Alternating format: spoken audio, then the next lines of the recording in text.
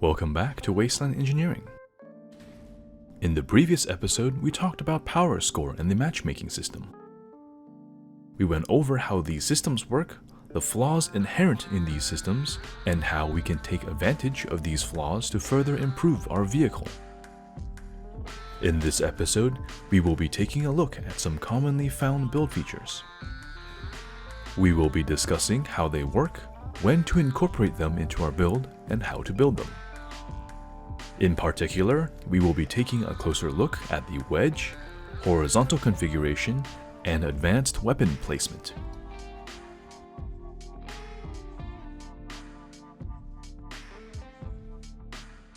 The wedge is an inclined plane placed at the front of a vehicle, usually made out of bumpers.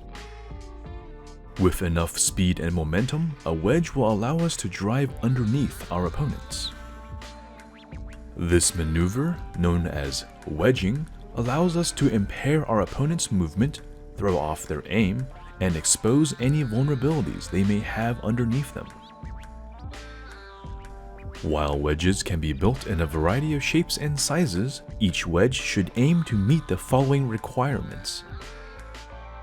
Wedges should be sloped. However, the steepness of the slope can be adjusted to suit our needs.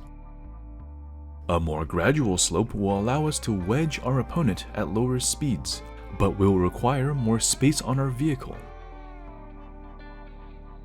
On the other hand, a steeper slope is more compact and could potentially flip our opponent over, but will require our vehicle to move faster in order to work.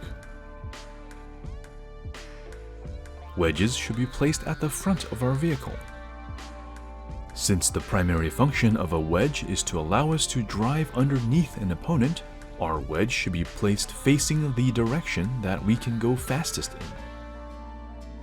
in. In most situations, this will be the front of the vehicle, as moving forward is usually the fastest and most controllable direction. Wedges should have its tip as close to the ground as possible. If the tip of our wedge is too high, we may bounce off of our opponent, or worse, end up on top of them. However, if the tip of our wedge is too low to the ground, it could cause our vehicle to kick upwards or lose control, stalling our momentum and potentially leaving us helpless. Wedges should be made of parts that resist melee damage. As the tip of the wedge will be making contact with our opponent's vehicle, our wedge will be both dealing and taking melee damage. To increase the longevity of our wedge, we want to use parts that are both durable and resistant to melee damage. While the wedge is a powerful close-range tool, we may not always want to add a wedge to our vehicle. Since our wedge will most likely be made out of bumpers, adding one to our build will both weigh our vehicle down and increase our power score. In addition, if our vehicle tends to stay away from close-range combat, we will find little use for our wedge, save for some emergency situations. Given these considerations, if we still want to add a wedge to our vehicle, we can compromise by making a smaller, more compact wedge.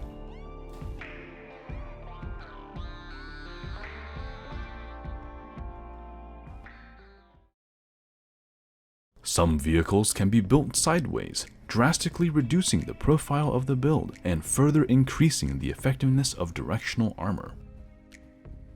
Builds with movement types that allow freedom of movement are good candidates for being built in the horizontal configuration. However, Crossout does not allow us to rotate movement parts, cabins, or the vehicle itself. This means that in horizontal configuration will require us to internally reorient our building direction.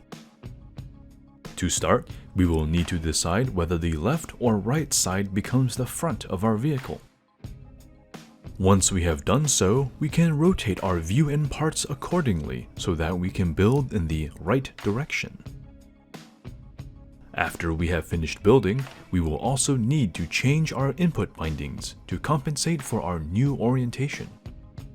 This will usually require us to swap our inputs for moving forwards and backwards, with the inputs for strafing left and right.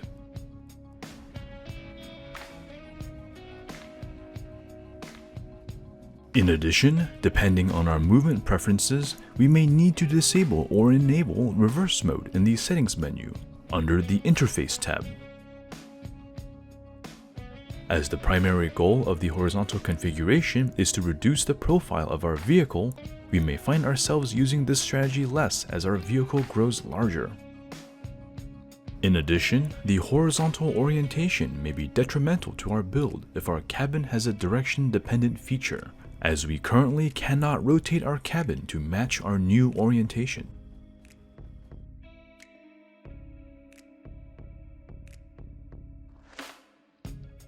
In the previous episodes, we talked about several ways to protect our weapons.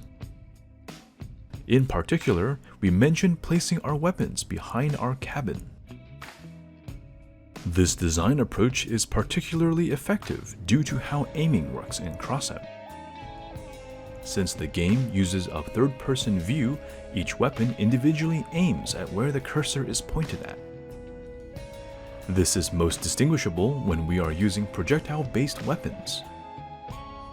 Additional crosshairs are displayed on our screen, showing where our weapons are currently pointed at. However, since our camera is elevated above our vehicle, we will encounter situations where our weapons will struggle to aim at where our camera is currently pointed at.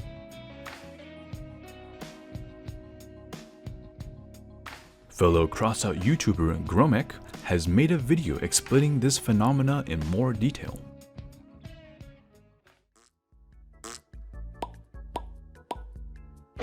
Alright, here's a little scene setup. We've got you on the right side with your camera situated above you, and the enemy in front of you and a mountain behind it. Alright, let's draw a line from our point of view to where we're looking at. And then we draw a line to where the gun is aiming at. Now let's see what happens if we start moving the camera upwards. Alright, so far so good. Now let's move it over the robot. Alright, as you can see, when I move it beyond the robot, I'm actually looking way behind it. But the gun will still try and aim where my camera is looking, which is now situated behind the robot, meaning I'll actually aim in the middle of it, which creates the first snap. Now if we continue looking upwards with the camera, we'll create another snap. And there you have it. All this really happens because your camera is in third person. If you use the scope to look in first person instead, you would not see these snaps happening because the camera doesn't create this triangle that makes these jumps actually able to appear. We can take advantage of Crossout's aiming issues by placing our weapons at the edge of our vehicle's profile. As long as we maintain the correct facing towards our opponents, our weapons will be significantly harder to hit due to the flaws within the aiming system. On the other hand, if we are unable to maintain the proper positioning against our opponents, our weapons will become significantly easier to hit.